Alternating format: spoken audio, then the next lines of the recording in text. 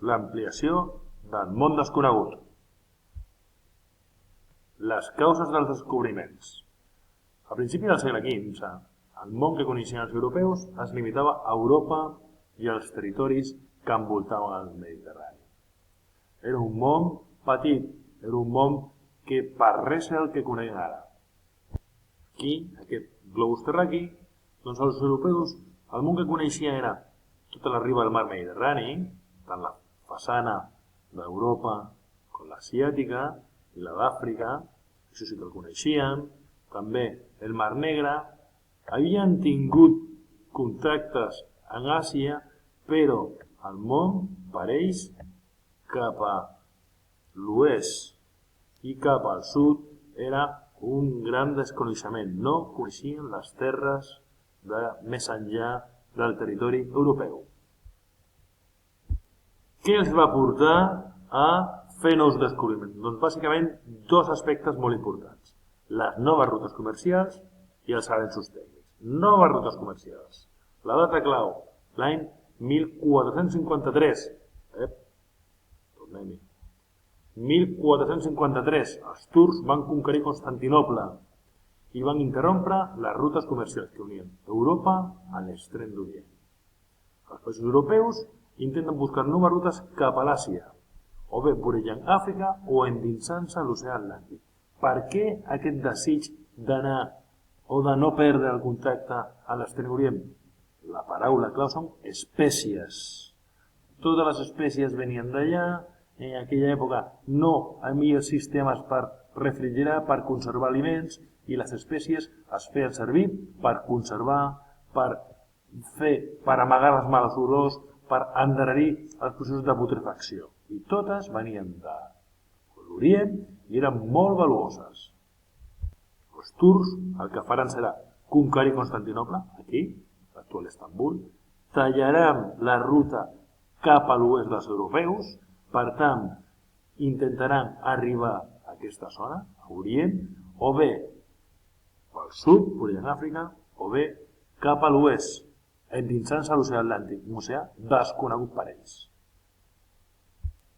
Però clar, endinsar-se a aquests territoris no hagués estat possible sense una tecnologia, uns avenços tècnics. Comencem.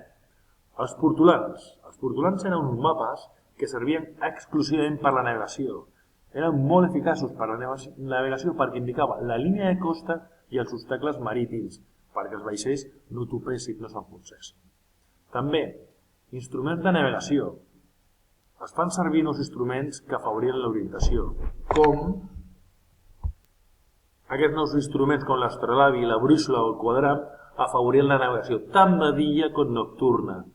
No són instruments nous, però són instruments que es comencen o millor dit, alguns ja eren antics, són la brúixola, però d'altres, aquests nous instruments són perfeccionats i molt utilitzats per la navegació. I l'estrella dels avenços tècnics és un vaixell, no un vaixell, la caravela. Un vaixell que permetia endinsar-se ja en oceans, no mars tancats com el mar Mediterrani, i ja sí oceans on la mar realment és molt complicada de navegar. Quines són les característiques principals d'una caravela? Doncs unia velocitat i capacitat de càrrega. No duia res més i tenia molta autonomia. Aquests vaixells afavorien una navegació transatlàntica, oceànica, on les escales són molt més llargues que un mar Mediterrani petit i tancat com el nostre. Les exploracions. Bàsicament els dos països que ens llancem a explorar són tant portuguesos com castellans. Comencem pels portuguesos. Els portuguesos veuran clarament la nova ruta cap a l'Índia i la veuran clarament cap al sud, navegant cap al sud, vorejant l'Àfrica. Aquí tenim una seqüència cronològica. El 1418 descobreixen les Illes Madeires, el 1431 arriben a les Açores, el 1460 ja estan al Golf de Guinea. Si el veiem al nostre globus encara ho veurem millor. Des de Portugal doncs, aniran cap al sud, primer aniran cap a les Madeires, després cap a les Açores, en aquesta zona, i posteriorment ja viatjaran més cap al sud, fins al Golf de Guinea. En un viatge cap al sud on aniran assegurant-se les escales dels seus vaixells. L'any 1488, Bartolomeu Díaz dobla el cap de Bona Esperança, li donen aquest nom per la bona esperança que al final havien arribat ja al punt més meridional d'Àfrica, ja estan doblant el cap de Bona Esperança, i l'any 1498 Vasco de Gama arriba a l'Índia, l'objectiu, originàriament d'on venien les espècies, i els portuguesos establiran punts d'avituallament per assegurar-se l'abastament de les seves naus. Els castellans eren els grans competidors de Portugal per la recerca d'un nou camí cap a l'Índia. Els castellans, en lloc d'anar cap al sud, decidiran viatjar cap a l'oest, creuant l'Atlàntic i circumval·lant la Terra. Era una empresa molt arriscada perquè l'Atlàntic no havia estat explorat. Comencem parlant del descobriment d'Amèrica. Tothom sap, Cristòfor Colom era un navegant genovès. Això que és genovès, n'hi ha estudis que s'estan mirant a veure d'on era originalment. Sembla ser que la majoria de les fonts parlen que és genovès, algunes parlen que sí és català, encara no sabem ben bé d'on és originari. I Cristòfor Colom pretenia arribar a les costes orientals de l'Àsia travessant tot l'oceà Atlàntic i partia d'una premissa: la Terra era rodona. La seva idea, la idea de Cristòfor Colom, era ben senzilla. Ja sabem, no podem navegar cap a l'est perquè estan els turcs, difícilment cap al sud perquè estan els portuguesos, tot i que la corona castella sí que va conquerir les Illes Canàries. Doncs la seva idea era navegar cap a l'est, aquest viatge, i fer la volta al món fins a arribar a l'Índia. Aquest era l'objectiu de Cristòfor Colom. Colom presenta el seu projecte als reis de Castella, als reis catòlics, Ferran d'Isabel, i aquests decidiran financiar la seva expedició. El 3 d'agost de 1492, partida del port de Palos de la Frontera, amb 90 mariners i 3 naus, la Pinta, la Niña i la Santa Maria. El que passa és que Colom estava equivocat. Es pensava que la Terra era més petita i que circumval·lant la Terra arribaria a l'Índia. Primer error greu de Colom. El 12 d'octubre de 1492 van veure Terra.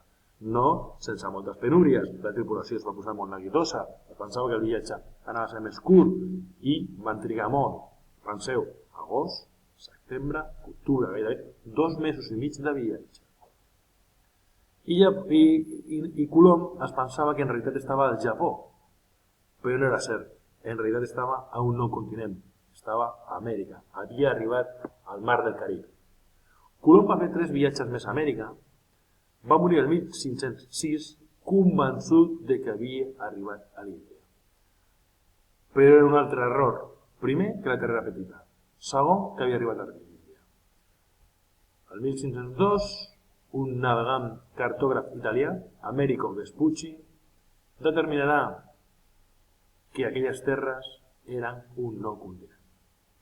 El 1507, el cartògraf alemany Martin Waldseemüller fa servir en un dels mapes que cartografia el nom d'Amèrica per designar aquelles terres en honor d'Americo Vespucci, perquè va ser el primer que va reconèixer que aquelles terres on havia arribat Colom era un nou continent. Per tant, Colom va morir pensant que era l'Índia i a més va perdre l'honor de que aquelles noves terres tinguessin el seu nom. Ara s'anomenen Amèrica en honor a Americo Vespucci. Una altra expedició castellana molt important, la primera volta al món. El 1519 partiran de Sevilla una expedició amb 5 vaixells i 250 mariners capitaneats per Fernando de Magallanes i el seu contramestre Juan Sebastián Elcano. Objectiu: trobar el pas entre els oceans Atlàntic i Pacífic i donar la volta al món.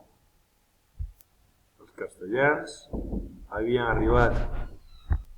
Per tant, l'objectiu, els castellans ja estaven al Carib, coneixien si fa o no fa tota aquesta costa. L'objectiu pels castellans era travessar aquesta gran massa de terra per ells desconeguda, com no a un vaixell. per vaixell, vorejant tot fins trobar un pas cap a l'altre oceà, perquè ells sabien que a l'altra banda n'hi havia un oceà.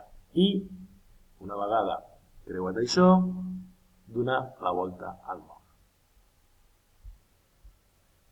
És l'any 1520 quan troben l'estret que unia els dos oceans i el van batallar el nom d'Estret de Magallanes, un estret molt complicat per la navegació, un estret molt perillós, perquè allà es junten les corrents marítimes de l'Antàrtic amb les càlides i és un mar molt complicat.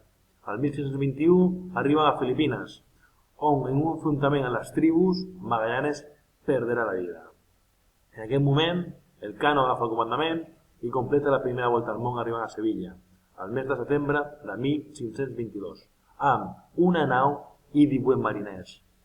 Si fent números, com podeu comprovar, doncs de 250 només arribaran 18, de 5 naus només arribarà una. És realment una aventura supercomplicada on tant Magallanes com el Cano hauran de patir insurreccions de la tropa, la pròpia Magallanes perdrà la seva pròpia vida i un viatge supercomplicat, una autèntica fita de la humanitat. Als annexos tenim un petit relat on podeu comprovar el complicat que va ser aquesta ruta. Us deixem un testimoni d'Antonio Pigafetta, que va ser un dels cronistes de l'expedició, sobre les penúries que van passar.